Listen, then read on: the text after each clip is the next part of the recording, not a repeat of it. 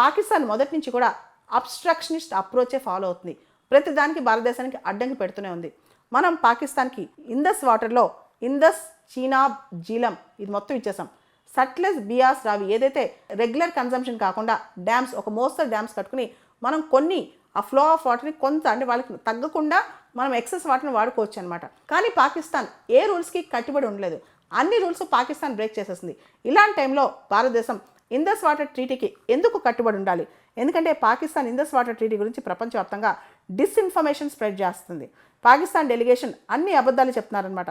చాలా సంవత్సరాలుగా, దాదాపు 65 సంవత్సరాలుగా భారతదేశం ఇందస్ వాటర్ని ఏ రోజు కూడా పాకిస్తాన్కి ఆపేస్తానని కానీ, ఇందస్ వాటర్ ట్రీటీని రద్దు చేస్తానని కానీ చెప్పలేదు.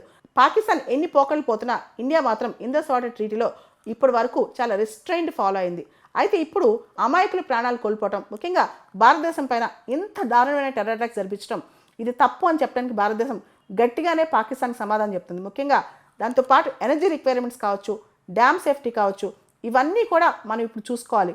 ఇక్కడ ప్రత్యేకంగా clean energy, climate change, demographic change ఇలా చాలా మార్పులు వచ్చాయి. కాబట్టి ఇందస్ వాటర్ ట్రీటీలో కూడా మేము మార్పు చేయాలనుకుంటున్నామని చెప్పి ఇండియా ఇప్పుడు చెప్తోంది. ప్రపంచంలో వరల్డ్ బ్యాంక్ బ్రోకర్ చేసిన ట్రీటీ ఇది ఇందస్ వాటర్ ట్రీటీ. ఇది సెప్టెంబర్ 19, 1960లో సైన్ అయిందనమాట. దీనిలో భాగంగా రావి, బియాస్, సట్లెజ్ భారతదేశానికి, ఇందస్, చీనాబ్, జీలం పాకిస్తాన్కి ఇచ్చారనమాట.